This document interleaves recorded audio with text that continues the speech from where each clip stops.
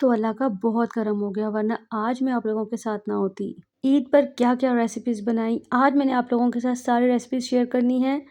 और ईद पर क्या-क्या किया, व्लॉग इतना लेट क्यों आ रहा है, सारी डिटेल आज के व्लॉग में आप लोगों को पता चलने वाली है। इसलिए चैनल पर न्यू आए हैं तो चैनल को सब्सक्राइब कर दीजिएगा और बेल नोटिफिकेशन को ऑन कर दीजिएगा। और जो रेसिपीज़ मैंने आज आपके साथ शेयर करनी है, इनको ज़रूर ट्राई कीजिएगा और अपना फीडबैक मेरे साथ ज़रूर शेयर कीजिएगा। अस्सलाम वालेकुम एवरीवन, क्या हाल चाल है, कैसे हैं आप सब लोग। उम्मीद करती हूँ सब ठीक ठाक और खैरियत के साथ होंगे। बहुत सारे लोगों ने मुझसे पूछा, जो मेरे रेगुलर व्यूवर्स हैं, कि आपका व्लॉग क्यों नहीं आया। सबसे पहले तो आप सब लोगों को गुज़िश्ता ईद मुबारक। Welcome back to my YouTube channel and welcome back to another vlog. आज का व्लॉग बहुत स्पेशल होने वाला है, क्योंकि आज मैंने आप लोगों के साथ ईद के तीनों दिन का व्लॉग शेयर करना है। असल में ईद पर इतना बिजी थे, और यकीनन आप सब लोग भी बहुत बिजी होंगे, कि मुझे वीडियोस तो मैंने बना ली थी, लेकिन मुझे एडिट करने का बिल्कुल टाइम ही नहीं मिल रहा था। तो व्लॉग का स्टार्ट करते हैं जी हम ईद से एक दिन पहले का।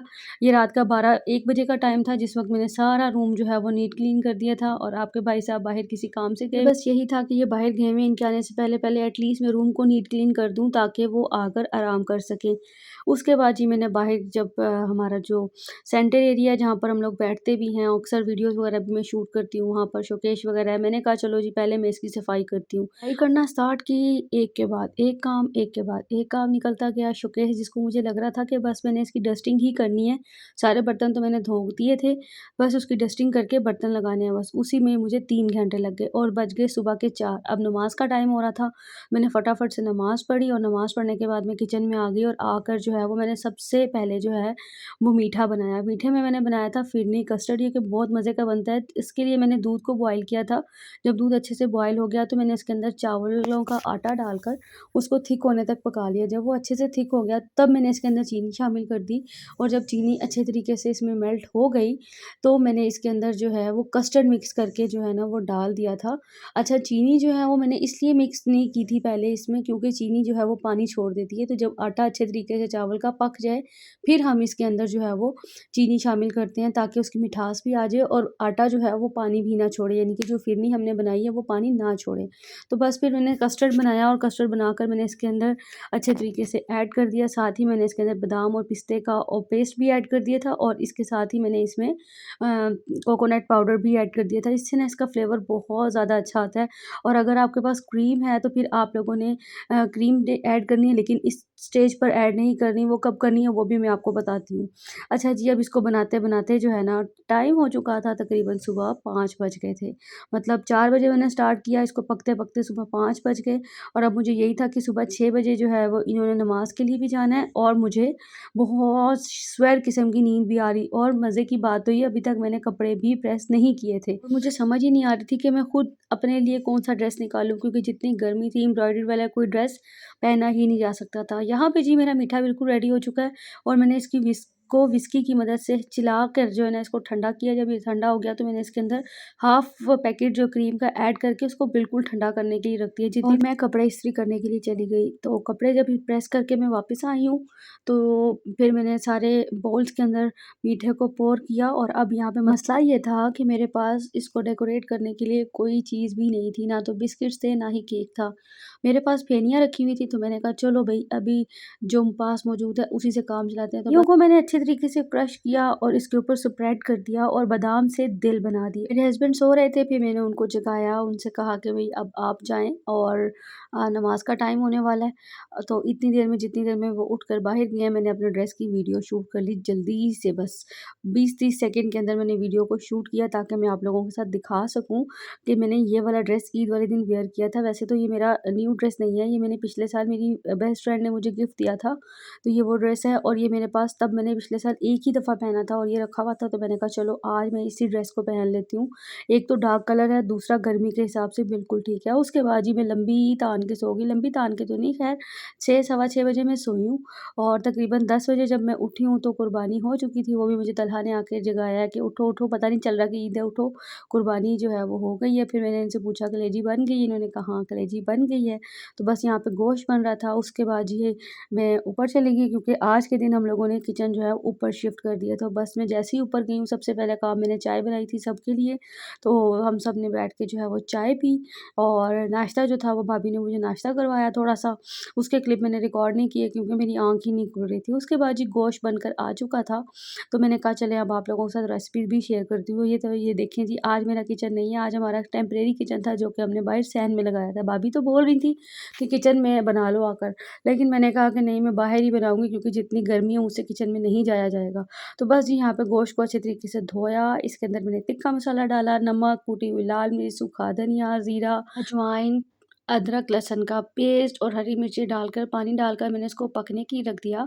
और दूसरी साइड पर ये जी पक रहा था फिफरा और कलेजी का सालन, जिसमें मैंने दिल और फिफरे को मसाला डालकर पहले अच्छे तरीके से धोकर चढ़ा दिया था मसाले डालकर, जिसमें मैंने नॉर्मल से स्पाइसेस ही डाले थे, प्याज डाली थी, टमाटर डाले थे, लहसुन, अदरक और बेसिक जो स्पाइसेस होते हैं जिसमें नमक, हल्दी और धनिया होता है और ज़ीरा, अजवाइन डालकर उसको पकने के लिए रख दिया था। जब वो अच्छे तरीके से पक गया था ना, तो बस फिर मैंने उसको भुनाई करते वक़्त इसकी कलेजी डाल दी थी और उसमें मैंने नमक नहीं ऐड किया था। नमक जब कलेजी अच्छी तरीके से भुन गई और मैंने कलेजी को दम पे लगाया ना, तो उस वक़्त नमक डाला था।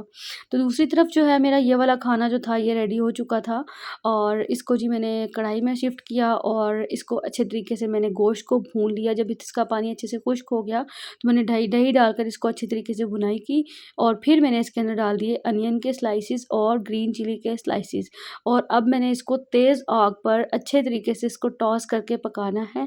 और जैसे वो शेफ़्स नहीं करते, मेरा दिल था कि मैं उसको वैसे करूँ, लेकिन मुझे डर था कि कहीं चूल्हा जो है ना वो नीचे ना गिर जाए क्योंकि चूल्हे को मैंने टेबल के ऊपर रखा हुआ था। और बस इसको मैंने अच्छे तरीके से मिक्स किया। आप अगर आपके पास शिमला मिर्च भी हो ना, तो आप इस स्टेज पे इसके साथ प्याज़ के साथ शिमला मिर्च भी ज़रूर ऐड करिएगा। उससे फ्लेवर जो है इसका मज़ीद इन्हांस हो जाता है। बस अब ये देखें कि प्याज़ जो है बस मैं अच्छे तरीके से बस जैसे ही मिक्स हुई है, हल्की-सी सौते हुई है, तो मैंने इसके अंदर कोयले का धुआँ दे दिया, कोयला रख दिया पका हुआ सही अच्छे तरीके से और इसके ऊपर ऑयल डाल दिया, दम पर लगा दिया। अच्छा, जब मैं ऊपर आई हूँ ना, तो मेरे हस्बैंड ने ना बड़ा वाला सिलेंडर चूल्हे के साथ अटैच किया हुआ था। वैसे नॉर्मली आप लोगों ने देखा ही होगा, मैं छोटा सिलेंडर है मेरे पास, जिसको मैं बहुत ईज़िली हैंडल कर लेती हूँ। हम लोगों के यहाँ ना गैस नहीं आती बिल्कुल भी, तो अब बड़ा सिलेंडर था, मुझे उसको यूज़ करना ही ना आए। अच्छा, मैं जैसे ही आई हूँ, मेरा मुँह जो है चूल्हे के बिल्कुल ऊपर था और मैंने आग जला दी। जैसे ही मैंने जलाई तो वो इतना तेज़ उसका प्रेशर था कि पूरा भांबड़ बच गया और सारी की सारी जो लपेटें थी ना वो मेरे मुँह पे पड़ गई और अभी तक 4 दिन हो गए हैं, अभी भी मेरे मुँह पे जो है ना वो अच्छी खासी जलन हो रही है, मेरी आँखों के अंदर, और वो एकदम से गैस चली गई। ये तो शुक्र है कि मेरे देवर जो हैं, अहमद के पापा, वो पास खड़े हुए थे और उन्होंने फ़ौरन जो है वो सिलेंडर को बंद किया, आग बंद हुई, वरना तो पता नहीं क्या हो जाता। शुक्र अल्हम्दुलिल्लाह कि वो पास थे। तो बस जी गोश्त बना, उसके बाद फिर मैंने पैकेट्स बनाए और सब में डिस्ट्रीब्यूट कर दिया और ये जो नज़र आ रहे हैं इसमें भी 2 लोगों के हिस्से जो है वो रखे हुए हैं। ये भी चले जाएँगे तो हमारा फ्रीज़र खाली हो जाएगा। बस ये 3-4 बॉक्सेस ही मैंने रखे थे अपने लिए और ये कुछ ऊपर वाले एरिया में जो गोश्त रखा हुआ है, ये वो गोश्त था जो कहीं से आया गया था। उसके बाद जी मैं काम कर के इतना थक गई थी क्योंकि आपको पता है कि ईद पर जितना काम होता है उतने बर्तन भी बहुत ज़्यादा होते हैं। सब लोग आए हुए थे तो घर में बहुत ज़्यादा बर्तन थे और पूरा घर एक किस्म का उल्टा हुआ था। फिर कुर्बानी के बाद मैंने सारा कुछ काम किया, करते-कराते रात को मुझे 11 बज गए थे ईद वाले दिन और मैं इतना थक गई थी कि मुझसे एक कदम भी चला नहीं जा रहा था।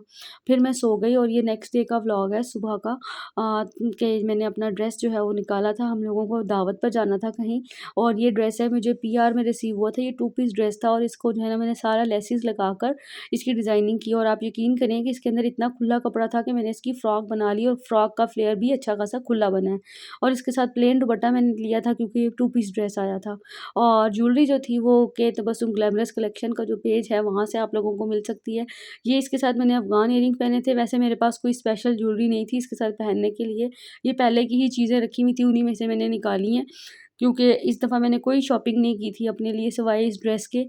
मैंने कोई चीज़ भी नहीं ली थी। ड्रेस तो मुझे पीआर में आया था, बस इसके साथ जो दुपट्टा लिया था या इसकी स्टिचिंग करवाई थी बस। इसके अलावा अपने लिए मैंने कोई ख़ास शॉपिंग जो है ना वो नहीं की थी। अब आप लोग बताएँ और कि मेरा ड्रेस कैसा लगा? वैसे तो मैंने लेसिस के साथ ही और टिश्यू के साथ ही इसके ऊपर डिज़ाइनिंग करवाई थी गर्मी के हिसाब से, ताकि इज़िली पहना जा सके। और बस फिर मैं जल्दी-जल्दी से रेडी हुई, रेडी होकर हम वहाँ जहाँ पर हमने दावत पे जाना था हम वहाँ चले गए। तो वहाँ पे मैंने भाभी के हाथ में मेहंदी देखी, तो मैंने उनसे पूछा मेहंदी किसने लगाई है? तो वो कहती हैं कि भांजी ने लगाई है। मैंने कहा चलें फिर मुझे भी लगवाएँ, तो उन्होंने वहाँ पर मुझे भी मेहंदी लगा दी थी। और अब आप लोग देखें, मुझे बताएँ मेरी मेहंदी कैसी लग रही है? ये पहली ईद है जो बहुत सालों के बाद जो मैंने ईद पे मेहंदी लगाई है, वरना मुझे बिल्कुल टाइम ही नहीं मिलता कभी भी ईद पर मेहंदी लगाने के लिए। तो बस जी, यहाँ पे मैंने कहा चलें अब मैं आप लोगों के साथ 1-2 शॉर्ट्स भी अपने शेयर कर देती हूँ और आप लोगों को दिखाती हूँ और आप लोगों से पूछती हूँ कि आप लोग बताएँ, आप लोगों को मेरा ड्रेस और ओवरऑल लुक कैसा लगा? और इस ड्रेस की ये वाली वीडियोज़ मैंने इतनी मुश्किल से शूट की थी क्योंकि सामने लाइट जल रही थी और मुझे कैमरे की स्क्रीन पर नज़र ही नहीं आ रहा था कि वीडियो बन क्या रही है। लेकिन जब मैंने बाद में देखे तो मैंने कहा चलो, फर्स्ट टाइम मैंने खुद से वीडियो बनाई है तो अच्छी बन ही गई है, नेक्स्ट टाइम बनाऊँगी तो अच्छी बनेगी मज़ीद। ये जो हैंडबैग आप लोग देख रहे हैं ना, ये बहुत ही ब्यूटीफुल सा बैग है और ये मुझे वाया आरएम क्रिएशन की तरफ से पीआर में रिसीव हुआ था। यानी कि आज आप ये कह लें कि मैंने सारी चीज़ें जो थी वो पीआर वाली ही पहनी थी। और ये देखिए जी, मेहंदी का कलर कितना प्यारा आया है और मेरी बहुत ही सिंपल सी बैंगल्स इस ड्रेस के साथ इतनी प्यारी लग रही थी ना। और यहाँ पे जी मैं एक हाथ से वीडियो बना रही थी और दूसरे हाथ से जो है ना, मैं कोशिश कर रही थी कि अच्छे से शॉर्ट्स जो हैं वो आ जाएँ ताकि शॉर्ट्स वीडियो के लिए भी चल चल सके। और ये जो रिंग्स है ना दोनों, ये मुझे इतनी प्यारी लगती है ना, मैं आपको क्या बताऊँ। अच्छा जी, अब जी उसके बाद घर पर गेस्ट आए हुए थे, फिर मैं किचन में बिज़ी हो गई, मैंने मज़ीद कोई शॉर्ट्स नहीं लिए। ये है जी ईद का 3rd डे का व्लॉग। सुबह का टाइम था, मैं सोई हुई थी, तो अल्लाह ताला ज़िंदगी ने मेरे हस्बैंड को, मैं सोई हुई थी तो उन्होंने जो है ना ये मगज़ को जो है ना वो उबालने रख दिया था और साथ ही उन्होंने चीज़ें जो थी ना वो सारी चॉप करके रख दी थी। तो जब मैं उठी हूँ ना तो उन्होंने मुझे कहा कि मैंने ना ये काम तो कर दिए। मैंने कहा आपने कर दिए? कहते हैं हाँ सच्ची, सारी चॉपिंग उन्होंने करके रख दी थी। अब मेरा काम था बस फिर पतीले में डालना और इसको कुक करना। तो जी ये ऑयल को मैंने गरम किया था और सारे इसके अंदर टमाटर, अदरक और हरी मिर्चें और प्याज़ को इकट्ठा ही डाल के मैंने अच्छे तरीके से फ्राई कर लिया था। मगज़ जो उन्होंने बॉयल करने के लिए रखा था, उसके ऊपर की जो ना सारी शरियानें थी उसको मैंने उतार दिया था। मुझे इतनी ज़्यादा नॉलेज नहीं है कि उसको क्यों उतारते हैं। मैंने अपने हस्बैंड से पूछा था तो वो यही कह रहे थे कि ये हमारी हेल्थ के लिए अच्छी नहीं होती, इसलिए इसको उतारना ही ज़रूरी होता है। तो बस फिर उसके बाद मैंने प्याज़ और टमाटर को जो घी में डालकर अच्छे से फ्राई किया। जब टमाटर मेरे सॉफ्ट हो गए तो मैंने इसके अंदर बेसिक वाले स्पाइसेस ऐड किए जिसमें नमक, कुटी हुई लाल मिर्च, हरा सूखा धनिया, ज़ीरा डालकर इसका मसाला जो है वो मैंने अच्छे तरीके से भून लिया। यहाँ पे याद रखिएगा जितना अच्छा आप मसाला भूनेंगे, उतना अच्छा आपका मगज़ रेडी होगा। तो मैंने कहा चलो बहुत खा लिया अपने हस्बैंड का मगज़, आज जो है ना वो गाय का मगज़ ही खा लिया जाए। तो बस यहाँ पे जी मैंने थोड़ा-सा पानी डाल के रख दिया था और छुट्टा मार-मार के मैंने अच्छे तरीके से इसको मसाले को भून लिया। जब इसके ऊपर तेल आ गया ना, अब आप ये देखें कि मगज़ के ऊपर से सारी जो है ना वो मैंने इसके ऊपर जो नसें थी ना वो सारी, वो मैंने निकाल दी थी, इसकी जो शरियानें थी। उसके बाद ही मैंने इस मगज़ को डाला मसाले के अंदर और चम्मच के साथ अच्छे तरीके से इसके अंदर मिक्स कर दिया। ना मेरा मगज़ था, उससे ज़्यादा मेरा मसाला था। और फिर उसके बाद अच्छे तरीके से मैंने इसको भूना, भूनने के बाद मैंने थोड़ा-सा पानी डाल दिया था ताकि मसाला जले नहीं और इसको दम पे रख दिया था ताकि अच्छे तरीके से मगज़ के अंदर जो स्पाइसेस है वो एब्ज़ॉर्ब हो जाएँ और वो बहुत टेस्टी हो जाए। बस जैसे ही ये रेडी हो गया, मैंने इसके ऊपर गरम मसाला स्प्रिंकल किया, इसके ऊपर थोड़ी-सी गार्निश की और बस जी इसको ये बिल्कुल रेडी हो चुका था और ये इतना मज़े का बना था कि मेरे हस्बैंड को बहुत पसंद आया था और मैं उनको क्रेडिट दे रही थी कि ये मगज़ आपने बॉयल होने के लिए रखा था ना, सब्ज़ियाँ आपने कटिंग की थी ना, इसलिए मज़े का बना है। तो बस फिर जी आप लोगों के सामने मैंने बनाया और दिखाया है, बहुत मज़े का बना था। तो ईद के तीसरे दिन थी जी, मेरी सिस्टर ने घर आना था, तो यहाँ पे जी मैंने फटाफट से गोश्त निकाला, इसको साफ़ किया। इसको साफ़ करने पे भी मुझे तकरीबन घंटा लग गया क्योंकि चॉपर के अंदर ना कोई ज़रा सी भी हड्डी हो या फिर कोई भी चर्बी भी हो ना, तो चॉपर में कीमा जो है ना वो अच्छे से नहीं बनता। तो बीफ का कीमा बनाना थोड़ा-सा मुश्किल होता है। तो बस यहाँ पे जादू से जो है वो मैंने प्याज़ जो है उसको चॉप किया और चॉप करने के बाद इसका पानी जो था वो सारा निचोड़ लिया। अच्छा, मुझे बीफ का कबाब बनाते वक़्त ना मुश्किल इसलिए लगती है कि हर चीज़ अलग-अलग से करनी पड़ती है। वैसे तो मैं चॉपर में डालकर प्याज़, लहसुन, अदरक कर सकती थी, लेकिन प्याज़ का पानी निचोड़ना बीफ में बहुत ज़रूरी होता है। इस बार के मुताबिक ना मुझे चिकन ज़्यादा अच्छा लगता है कि सारे स्पाइसेस इकट्ठे डालो और चॉपर में घुमा दो, चलो जी कबाब रेडी हो गए, मेहनत नहीं करनी पड़ती। और बीफ के कबाबों के लिए बहुत ज़्यादा मेहनत करनी पड़ती है। यहाँ पे स्पाइसेस में मैंने ऐड किया है कीमे के अंदर प्याज़ निचोड़ तोड़कर ऐड की थी, लहसुन अदरक को क्रश करके डाला था, हरी मिर्च डाली थी, गरम मसाला पाउडर, ज़ीरा और धनिया को भूनकर मैंने इसके अंदर ऐड कर दिया था और कुटी हुई लाल मिर्च मैंने डाली थी और लाल मिर्च भी डाली थी। यानी कि दोनों को बैलेंस करके आप डाल दीजिएगा। अगर ज़्यादा स्पाइसेस पसंद है तो जितनी मिर्चें मैंने डाली हैं उतनी ही आप डाल दीजिएगा, और अगर कम स्पाइसेस पसंद है तो फिर आप अपने हिसाब से नमक और मिर्चों को बैलेंस कर दीजिएगा। और इस स्टेज पे मैंने 3 से 4 टेबलस्पून मैंने इसके अंदर ऐड किए थे चनों का पाउडर। ये जो सूखे हुए ब्लैक चने होते हैं ना, उनका वो मैंने पहले उसके छिलके उतार कर उसका पाउडर कर लिया था। अगर वो आपके पास नहीं है तो कोई मसला नहीं है, आप बेसन को तवे पे भून कर भी ऐड कर सकते हैं। बस इसको मैंने रैंडम सा मिक्स किया और फिर बस बाकी सारा काम चॉपर ने किया। इसको मैंने बड़ी देर लगाकर थोड़ा-थोड़ा करके, पहले तो मैंने इसमें काफ़ी सारा डाला और चॉपर साहब कहें जी मैंने नहीं चलना, तुसी बहुता कीमा पा दिता है। तो बस फिर मैंने थोड़ा-थोड़ा कीमा डाला और इसको मैंने अच्छे तरीके से इसको चॉप किया। मतलब इसको चॉपर में डाला, उससे क्या हुआ कि सारी चीज़ें अच्छे तरीके से गल गई और कीमा भी मेरा जो है ना वो बहुत अच्छे तरीके से बिल्कुल सॉफ्ट हो गया। लग ही नहीं रहा था कि ये बीफ का कीमा है। उसके बाद जी मैंने इसकी खूब मिठाई की, इसकी खूब सारी कुटाई की और इसको मैंने बहुत देर गूँधा। और अब आप लोग देखो कि कहीं से भी ये कबाब जो है ना वो नहीं लग रहे कि ये बीफ के कबाब हैं। इसको मैंने इतने अच्छे तरीके से मसला हाथ की मदद से कि कीमा मेरा बिल्कुल मुलायम हो गया। साथ में मैंने जी बनाया हुआ था पुलाव। तो पुलाव हमारा बहुत मज़े का बना था। इसकी रेसिपी मैं आप लोगों के साथ ज़रूर शेयर करूँगी नेक्स्ट किसी वीडियो में।